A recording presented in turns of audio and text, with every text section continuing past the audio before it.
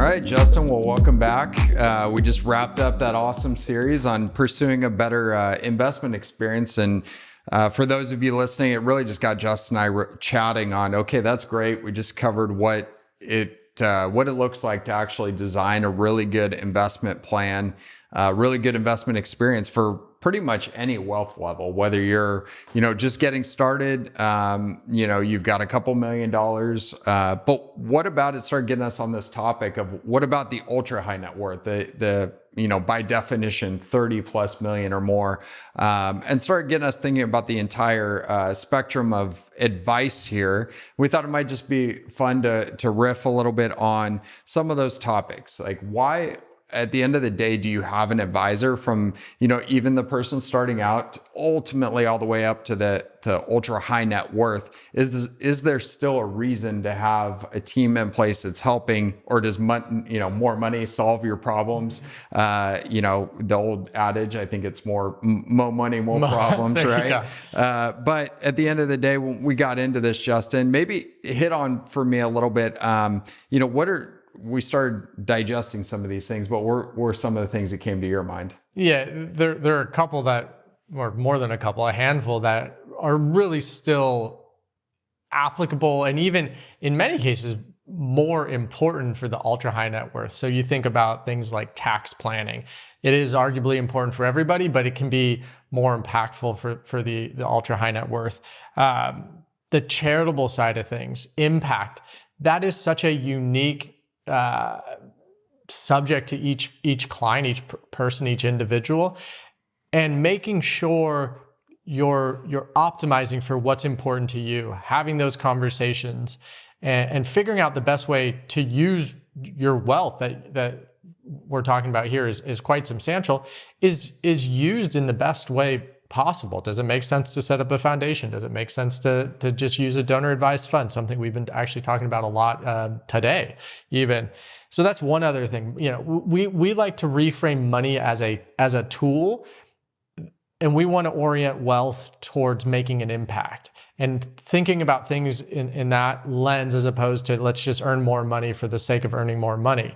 If you're going to earn more money for the sake of having a greater impact, hey, that's a win-win-win. And thinking about these conversations and having these conversations with the ultra high net worth, it's really exciting, and it's where we can leave a positive impact, to repeat that word, on the world, right? Or maybe that's on your family, right? Again, that definition of impact is very unique to each and every person. Estate planning. So everyone, most people are familiar at least with the estate tax, and thinking about ways in which you can minimize that so you can leave more money to maybe it's the second generation. That's what's important in a certain circumstance, or maybe it's leaving more to charity, going back to that being where you want to have an impact.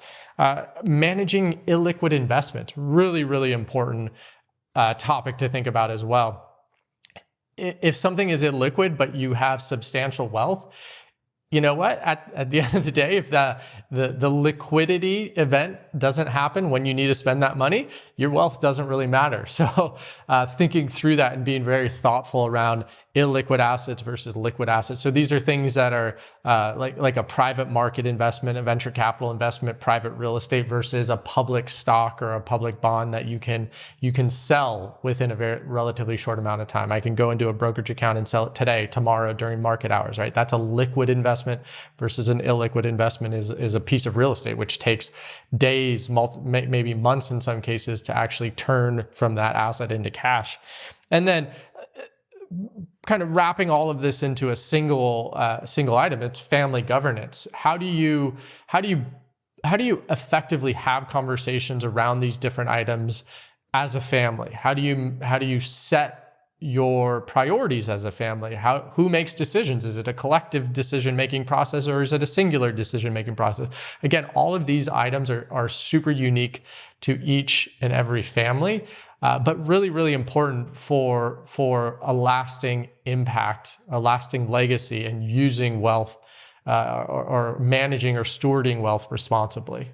I think that's interesting. And, when I start to think about it too, it almost falls into these two main categories, right? You've got the technical expertise, which there's incredible value in, right? And I think even as you think about the wealthiest families in the country that, maybe go with single family offices, I think we'd even make the argument that you're losing some diversification of thought. You're losing some diversification of expertise there. Whereas if you go with like more of a multifamily office, you just have more thought process, right? Diverging thoughts, more research. A great example of this expertise coming to bear fruit. We just had to onboard a new client recently.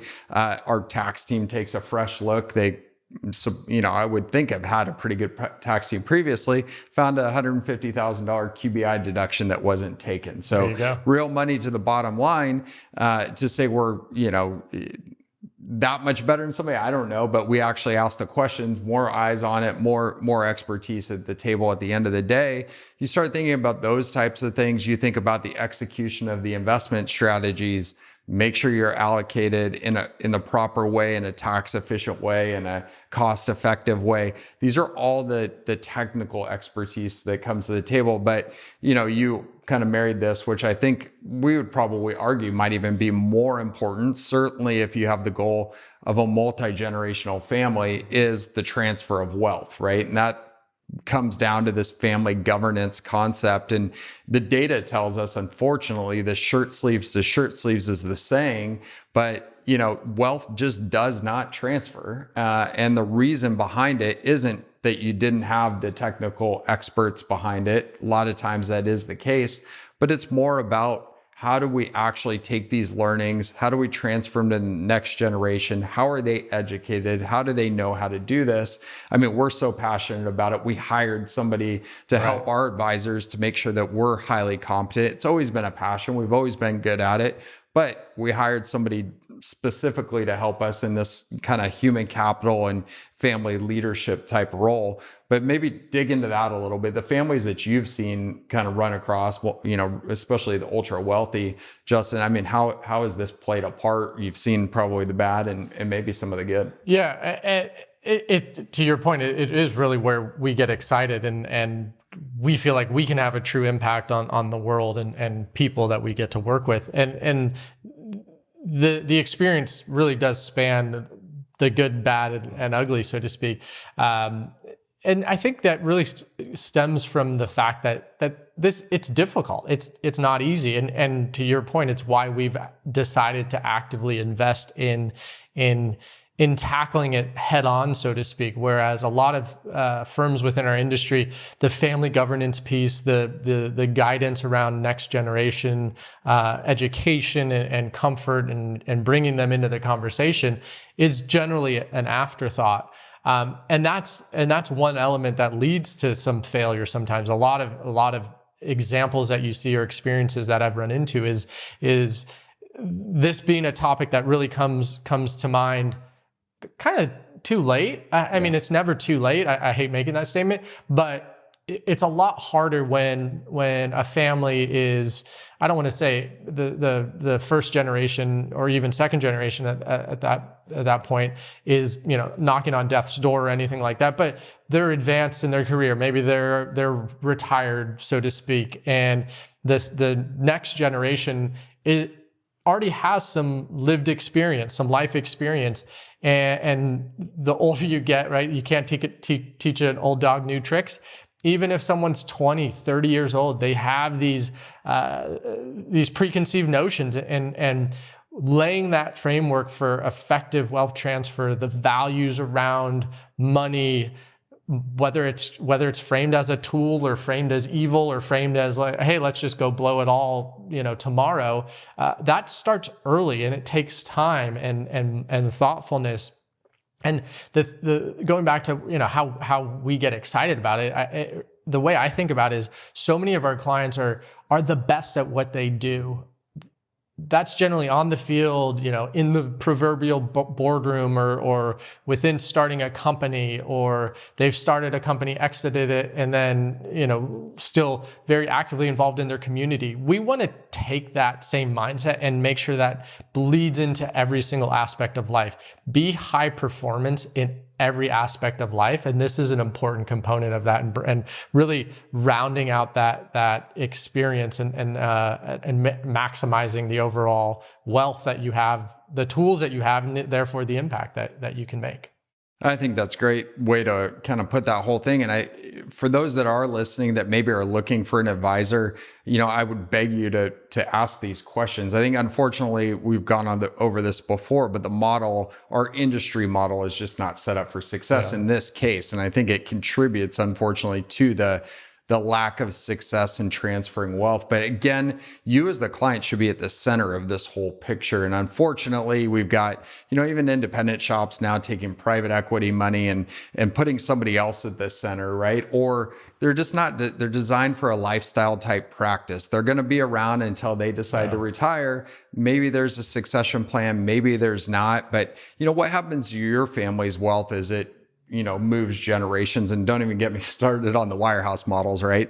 Like there is zero succession there. They may hire the family office governance person as the little widget to come in and have the annual meeting with you, but really get to the core of if this is important to you and you really want to have multi-generational wealth, get to the core of how that's actually going to happen, right? And take that opportunity because there are so many things. The technical expertise, you absolutely need it. We hit on this podcast oftentimes about the different things. You started out this podcast today with that.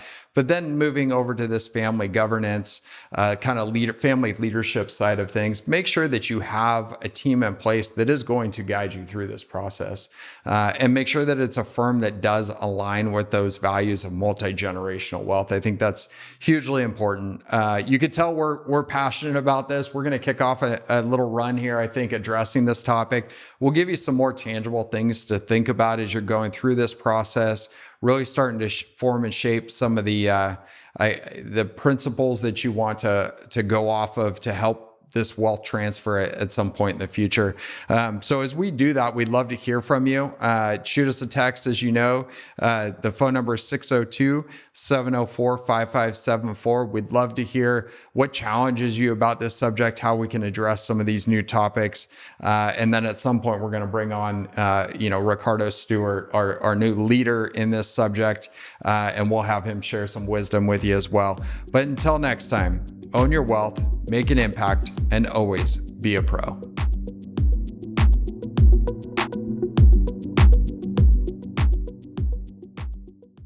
The information in this podcast is educational and general in nature and does not take into consideration the listener's personal circumstances.